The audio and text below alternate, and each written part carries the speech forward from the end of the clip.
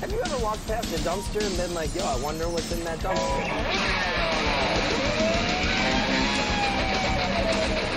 I can put on these glasses. Let's start these match fast.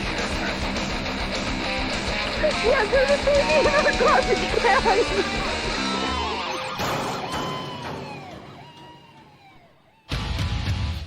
can. My reality was that I was going to prison for the rest of my life, and there was nothing no one was going to be able to do about it.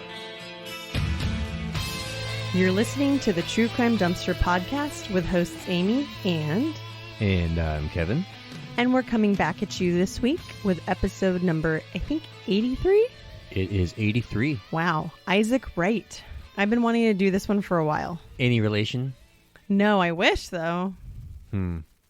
He's a cool dude, as you guys will see. So, are we getting to it? Or do you want to talk about your life? Let's just get to it.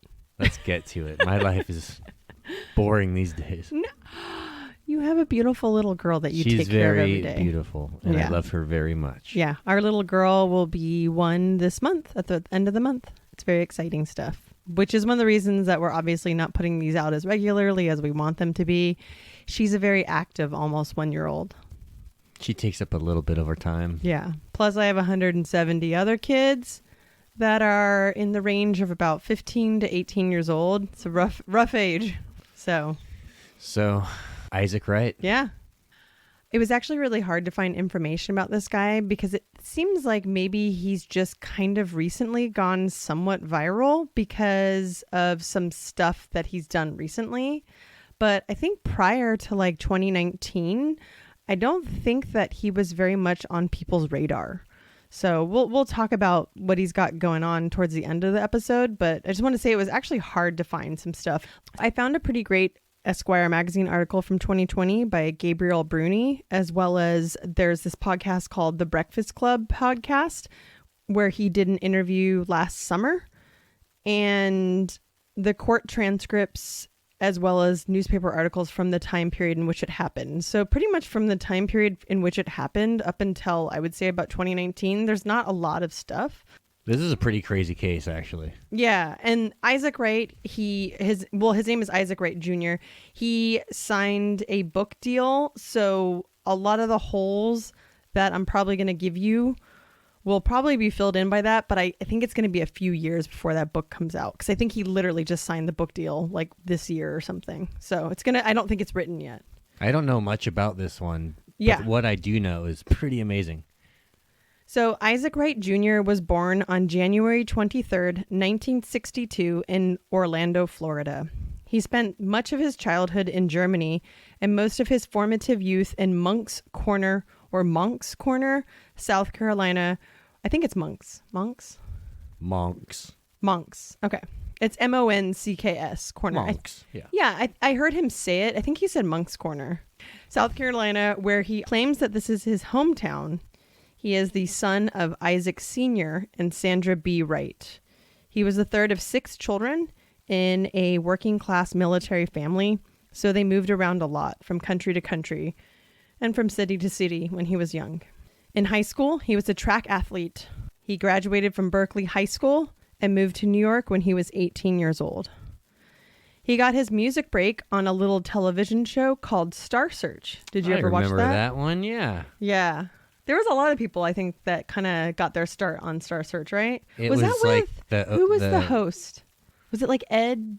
Was it Ed O'Neill or Ed McMahon or something? Was it Ed McMahon? I'm thinking it was. Really? Right. It was Ed McMahon. It was, huh? Yeah. Wow. And then he did like the sweepstakes thing for a while, right? Was that he was originally Johnny Carson's replacement? Right-hand man, right? That's right. He's the guy that sat on the couch and laughed at all the jokes, right? Oh, yeah. Well, he was the host of Star Search. Isaac Wright got his music break on that TV show, and he was actually on there for a few weeks. By 1989, Isaac was a successful music producer. He had a wife named Adrielle Sunshine McNair Wright. She's most famously known as just Sunshine Wright, who was one of the singers in the platinum-selling group called the Cover Girls that he helped manage. They had a little girl together, Tequila. I thought it was tequila. It's tequila. I heard him say it. He said tequila. I've never seen it spelled like that. Yeah, it's Tikealla, but they call her Tiki, which I think is a really cute nickname. Everything was really, really, really good. Wright told Esquire magazine. Wright and his family moved to New Jersey, and within 9 months of being there, he would be facing life in prison. So to backtrack a little bit and set the scene, in 1982, Nicholas Bissell became the chief county prosecutor of Somerset County. He promoted himself as a lawman, tackling drug dealers at the height of the crack epidemic, while acting much like a crime lord himself. Later, he would be accused of trying to frame a judge who angered him with a charge for drunk driving and skimming thousands of dollars from businesses in which he invested. What a crazy bastard. Yeah, this is the guy who's like in charge of prosecuting people in like a huge county in New Jersey. How many people do you think are like this around the country? Too many. Yeah. Yeah. It's fuck. The president of a gasoline distributor that Bissell co-owned accused the prosecutor of threatening to plant cocaine in his car. But we'll get to more of that later on. He's not a great guy. This wasn't just a rogue cop. This was the chief law enforcement officer threatening to plant cocaine. Wright said. So there was just this air of criminality going on in the prosecutor's office before I even moved to New Jersey. And then I ultimately got snared up in that. So in the Breakfast Club podcast, he kind of talks about how he was doing really well for himself legitimately, but he was still friends with people like quote unquote on the street. He knew people affiliated with drugs. And so when he moved to New Jersey, he had a lot of connections and stuff, but he wasn't in the drug game himself. He was straight. Like he was a successful music producer. He was talking about how hip hop was just on the horizon, basically, and how he was going to be a part of that and all. Right. He didn't have like a reason to be illegitimate, you know, he was legit. So basically, his name kind of got thrown out there because of the people he knew. So in 1989, the Somerset County Prosecutor's Office, along with other law enforcement agencies, conducted a lengthy investigation concerning Wright's leadership of a drug distribution network extending throughout the counties of Somerset, Middlesex, and Passaic. That investigation culminated in July of 1989 when Isaac, as well as several of his quote-unquote co-conspirators, were arrested for numerous violations of the severe narcotics laws. Wright was arrested in Passaic, New Jersey, where he was allegedly caught buying 2 pounds of cocaine from a guy named Roberto Alexander. Police and prosecutors alleged that Wright led a band of drug dealers who packaged up cocaine and shipped it to New Brunswick, where it was then sent out for distribution throughout Middlesex and Somerset counties. Wright said that he had never dealt drugs, but had several friends who did, adding that he was a victim of circumstance. Wright told the Breakfast podcast in July of 2021 that when he was arrested for no reason, they tried to extort him for $500,000. They were like literally shaking him down. Like, hey, give us the money. We know you got money. Yeah, right. They were like extorting him. So he didn't have the money, you know? I mean, back then that would have been like $2 million. It's like some mafia style stuff. Yeah, they thought he was like connected, but he wasn't. He just was friends with people. So instead, they wanted him to set up his friends so that they could get arrested. He said that he didn't do it because he couldn't inflict that kind of pain on another individual. He said he could not see himself doing that. So they used him as an example of what could happen to you if you didn't play their game. I mean, and this almost sounds like too hard to believe, right? Like that this guy moves to New Jersey with his wife and child, and he's, doing well for himself, and he's friends with maybe sketchy people on the block or whatever. But then like the police just like shake him down and like try to extort money from him and then threaten him. It sounds almost made up, right? Yeah. Oh yeah, sure, that happened to you, right? Pretty over the top. Yeah. So in August of 1989, Wright was indicted and charged with leading a narcotics trafficking network, possession of cocaine with intent to distribute, maintaining or operating a narcotics production facility, and conspiracy to distribute cocaine. Oh, that's a mouthful. So is this a federal charge? Is this like a RICO thing? Yeah, it's a So the drug kingpin charge basically all of a sudden makes it a mandatory life sentence, basically. because I think, it's it kind of how RICO kind of trumps a charge up to like something more serious. Like he could have just gotten like possession, but because of this new New Jersey law, it like trumped it up to kind of like almost terroristic levels of drug trafficking. Gotcha. He was one of the first people charged with New Jersey 1986 drug kingpin law, which required that if found guilty of being a drug kingpin, you had to serve a minimum of 25 years. And then I've read somewhere else that it was a mandatory minimum of a life sentence. So 25 to life, essentially. However, with all of his charges, he was looking at life and then some. He waited in jail for 2 years before his trial started. Gotta love that shit, too. Yeah. During that time where he was waiting in jail, there isn't a lot of detail about it, which is one of the reasons I'm looking forward to his book. But just to fill in some details, because it's really hard to find information. During that time, I think when he was waiting for his trial, his wife and him divorced. And I don't know if it was amicable. I don't know if it was a sad or a happy thing or whatever, but they divorced. Wright said that he never had faith during his trial that the truth would come out and the system would work to clear his name. He said, I knew early on that I was going to prison for the rest of my life and that there was nothing that no one was going to be able to do to help me. Even on the witness stand at trial, there was people up there and I had no clue who they were. I had never seen them a day in my life, and they were pointing the finger at me saying I was their boss. Isn't that crazy? We're just like everybody's conspiring against you and you have no idea. It's insane. Only Wright knew that he was truly being set up. Although Wright only had a high school diploma, he said that he initially represented himself at trial, a move that he admits was insane. I wasn't going to pay somebody to send me to prison. I might as well strap up the boots and put on the gloves and get into the fight myself. He tried his best during the trial. Towards the end, one juror felt very uncomfortable putting him in prison, but was basically bullied by the judge for the jury to come to a consensus. Everyone else thought he was guilty and should serve serious time. So, in 1991, Wright was convicted on all charges and was sent to the maximum security New Jersey State Prison in Trenton. There, he began working as a paralegal on other prisoners' cases. Wright said, I got over 20 people out of prison, some with life sentences and others based on getting their sentences reduced.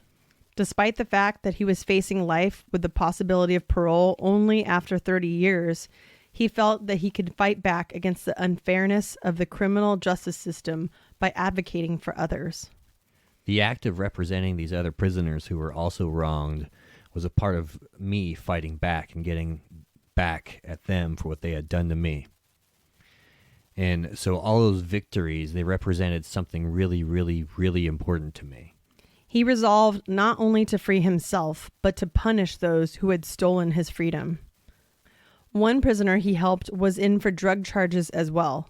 In that legal brief, Wright attacked the jury instructions used by New Jersey in Kingpin cases, reasoning that the instructions were contrary to the legislature's intent on who should be charged and convicted as a drug kingpin. I'm not going to try to pretend like I'm understanding all this, but basically he was able to contest the grounds of this guy's conviction, and you'll see he won it. It's awesome. And by doing that, it created a new law that basically kind of Right. undermined the drug kingpin law. Wright then used that new law in a supplemental defense pro se brief to reverse his own kingpin conviction and life sentence. While this allowed Wright to successfully get rid of his life sentence, you're like, whoa, crazy, gone.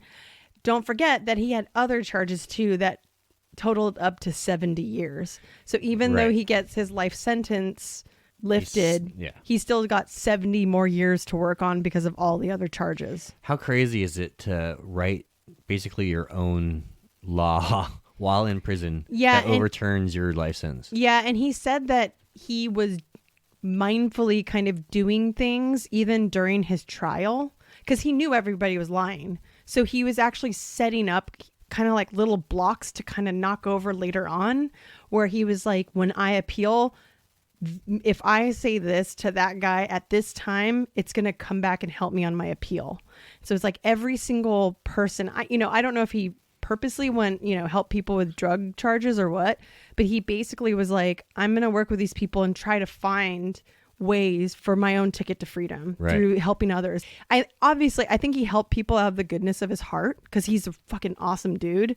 But he's also seeing how the system actually works and how he can game it. Exactly. Yeah. And so he was like, every kind of like little thing was like a strategic chess move. Right. So that when he got his chance in court again, he would be able to take back all of those things, that he had over the 7.5 years that he was incarcerated. This dude is amazing. Yeah. I know. And high school diploma, he was arrested when he was in his like late 20s or something. He was really young. He never went to college. Yeah, and college. Yeah, and he was, eventually he does go to college. So, all right. So I know you're probably thinking about that county prosecutor that I introduced later on, the one stand-up guy. Yeah, Nick Bissell. All right. Nice name.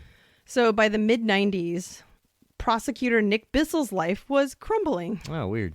In May of 1996, he was convicted of dozens of felonies, including embezzlement and abuse of power. Confined under house arrest, he cut off his monitoring bracelet and went on the run.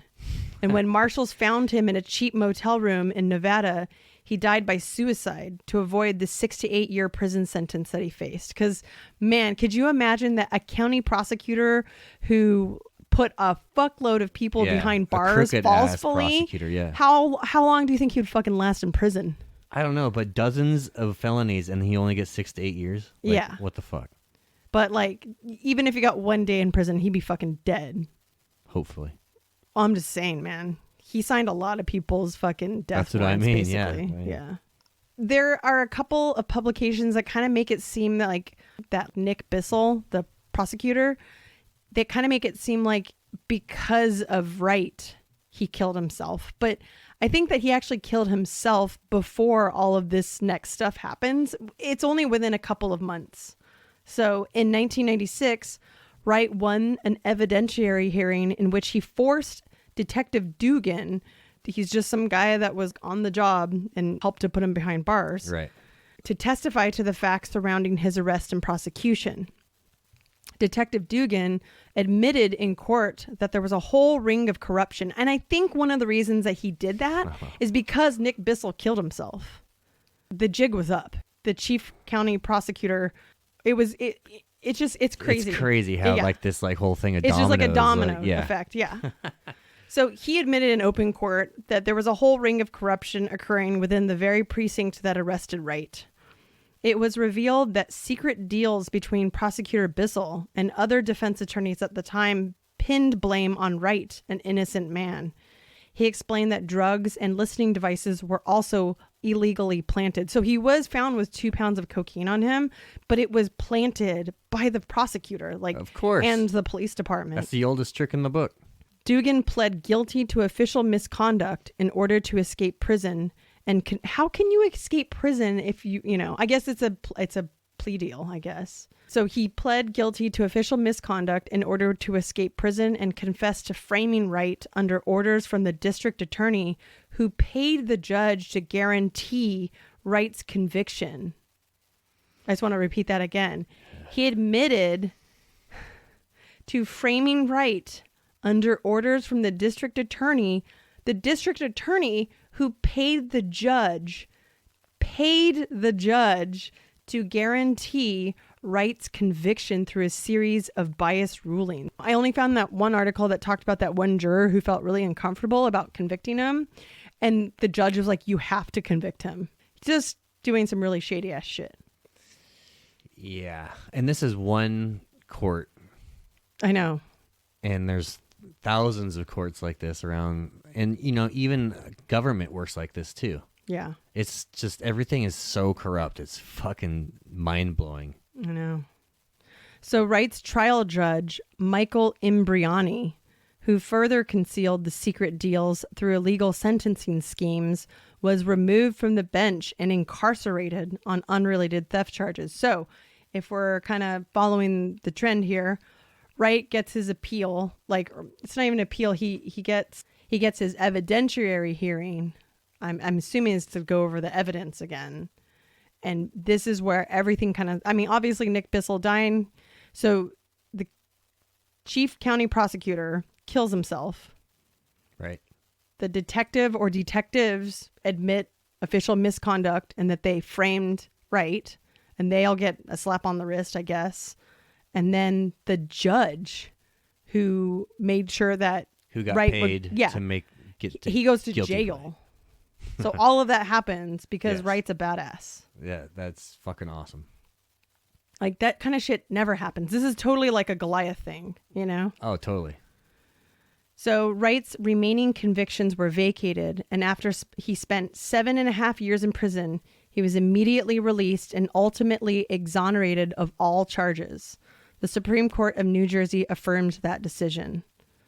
While reflecting on the whole ordeal, Wright says, I think one of the things that happens with, especially in the criminal justice system, is that the prosecutor is able to control the narrative from the very, very beginning. The moment an arrest is made, they put out a press release to the media, and the media follows that narrative. They do that to control the destiny of the person that they are going to be prosecuting. yeah, they a lot of times call it trial by like media or like public opinion, the Right. trial of public. That's one of the reasons they move court cases, is that if it's too like sensationalized or advertised in the area, it's too hard to get a non-biased jury. There's a lot of famous cases that got moved from the county that they were supposed to take place in because it was just too big of a sensational media storm. So basically just saying, like, our criminal justice system is fucked because of people like Nick Bissell who do all this shady ass shit to make sure that you can't win in court. Yeah. The game is rigged. Upon his release from prison, Wright attended and graduated from Thomas Edison State University in Trenton, New Jersey, receiving a bachelor's degree in 2002. That's the year I graduated high school. After that, Wright attended St. Thomas University School of Law in Miami, Florida, and earned a Juris Doctorate in 2007. He passed the New Jersey Bar exam in 2008. The New Jersey State Bar's Committee on Character investigated Wright for 9 years before approval of admission to practice law, which happened on September 26, 2017. So just to get that straight, he could have been an attorney the same day, basically, that he passed the bar, and he's been exonerated. They withheld his law license for 9 years because they wanted to, quote unquote, investigate him. Right. Because they were pissed that he fucking... Dude, I don't. That's my conspiratorial mind. Probably. Talking, I mean, but they're just like, fuck this it- guy. He made us look like assholes, you know? Yeah, it Exposed us. feels like a punishment for sure. Yeah. And it's like 9 years that he wasn't allowed to practice law. And again, like, I kind of look forward in the book. Like, I don't know what he did during those 9 years. Like, he may have continued working as like a paralegal or helping people. I'm not sure. The kind of person that he is, I'm sure he was doing something productive during that time period. But that's a long time to wait to be 9 legitimized, years, you know? That's so shitty. Yeah. 3 days later, he was sworn in as an attorney, making history. This like statistic is always used. It's just kind of funny because it's such a long title. He is the first and only person in American history to be sentenced to life in prison as a drug kingpin, gain his own release, and be admitted to practice law in the same court that sent him to prison. Yeah. He was the first person to do that. That's not surprising. Yeah. On his Facebook page, in his About section, it reads, quote, I went to law school for one reason and one reason only, to slay giants for a price. Such a good quote.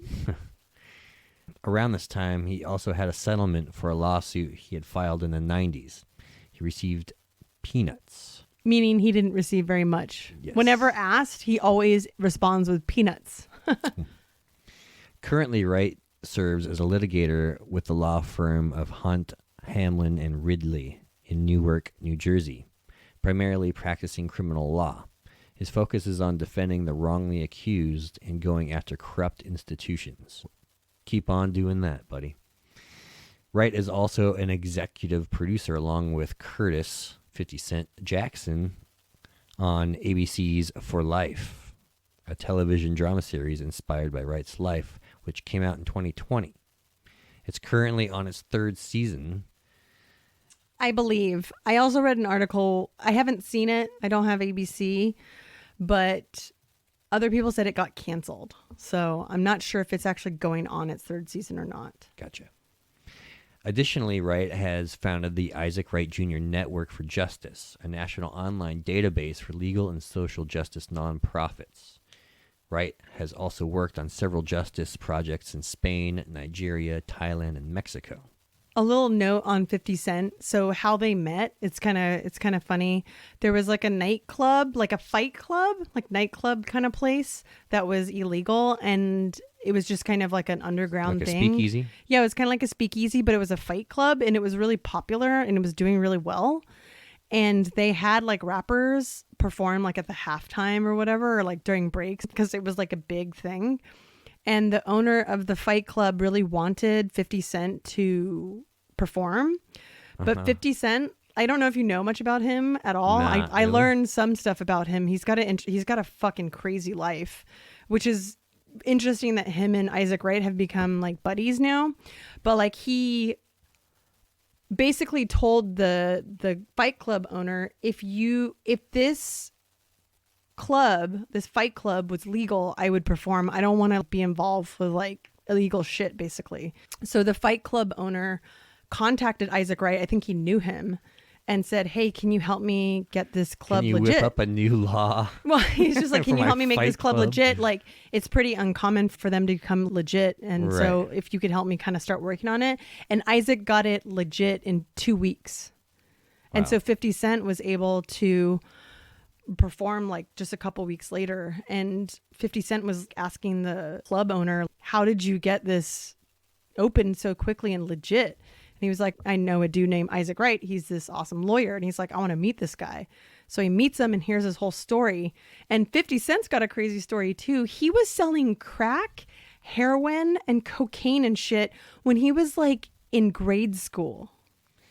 And I think he was arrested at 12, and they found tons of shit on him. And he was able to kind of get out of jail time because he was so young. I think he eventually got his like GED through like some second chance kind of program. And then, he goes on, and as a young-ish adult, he was shot 12 times. Separately? 12, Like no, at separate the times? same time. He was in a car, and he was like, it was in the middle of like a drug deal. And and there was another time where he was in a drug deal and he sold 4 vials of cocaine to an undercover cop. That's when I think he was officially arrested. But anyways, this other time, he's got a crazy ass life. He was shot 12 times. He was shot like in the face, in the hands, in the feet, in the legs, and like in the stomach. Like he was shot everywhere except for like his vitals, except for like his brain, Right. yeah, his lungs and his heart. Everything else, he was shot all over his body. Isn't that fucking crazy? 12 times, 12 bullets hit him. 12. That sounds crazy, then, but I'm guessing that's not that whole story. I don't think is rare in America, sadly. being shot 12 times, or just Being shot 12 times, selling crazy drugs, super young. I guess he didn't get super swole, because he's kind of known for being like a big muscular dude. It was part of his recovery after being shot. He got really into like his rehabilitation and just got fucking swole. And then that's when I think his rap career kind of started after that. Definitely got some credibility. Post-swole. Yeah. Okay. So anyways, they're buddies now, and they did the show For Life. It's kind of like it's a drama, and it's a television show. And the biggest difference between, something that Isaac said in the Breakfast Club podcast, which is where I got a lot of my most recent information about stuff. Because again, it's hard to find stuff about this dude. He said that the biggest difference between him and the main character that's kind of portraying him, it's loosely based on his life. He said that the guy who plays him was able to get schooled in prison. And so he kind of got out of prison and was a lawyer. And he was like, you got to understand that I didn't get my education fully and was able to be a lawyer until like 17 years after I got out of prison, because he had to do 4 years to get his bachelor's, another 5 years to get his Juris Doctorate, and then another 9 years, to get investigated. So he was like, the character makes it seem like it's, easy to get legit, but it's not. And he was saying that, in the television series, the guy is like giving people legal advice as a lawyer in jail, Right. But Isaac Wright in real life was giving people legal advice and studying all this stuff without the aid of, without the legitimacy of being a lawyer. He was just doing it all with a high school diploma and some textbooks he found in the prison library, It's fucking amazing what he did. Dude, it's awesome.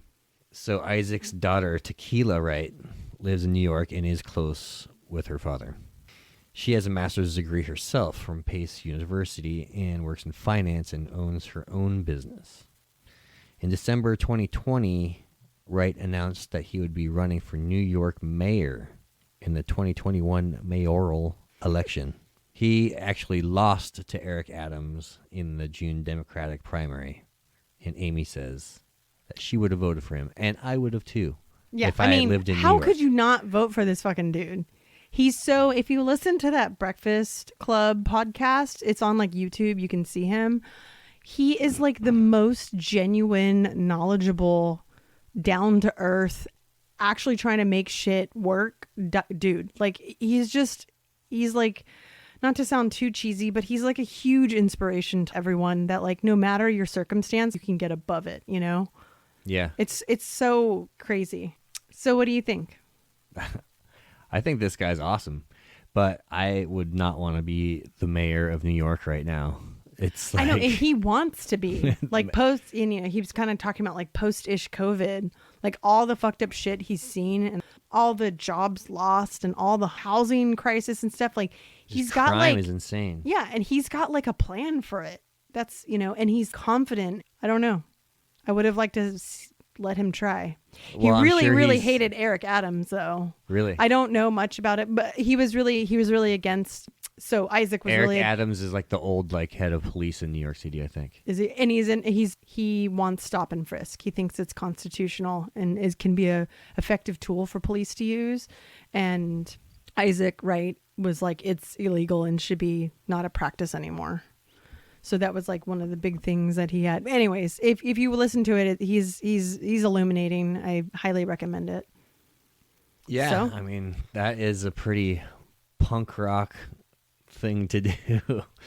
It's like rise up against your oppressors and then get to actually put all of them in Like prison. laws. Like make laws, put the people who put you in prison themselves. Like, Yeah, damn. and off themselves. Yeah. Well, you can Good rate. on you, buddy. Well, you can rate, review, subscribe to our podcast on pretty much all the podcast platforms. Podcast platforms. We're always so tongue-tied at the end of our episode. So, yeah, do that. We also have a little group on Oh, yeah, Facebook. we have a Facebook Yeah. group. We have What's an it called? Instagram. It's called the I True can't Crime remember. Dumpster Facebook group. And we're on Instagram. And we're on Twitter, TC Dumpster. Although I don't know how much you update that. We need to get more on top of this stuff. Yeah. Well, that's what Abigail's going to learn how to do. Oh, that's why we had her. Okay. As soon as her thumbs grow a little bit more. All right. Tune in next time as we continue talking out the trash. Bye-bye.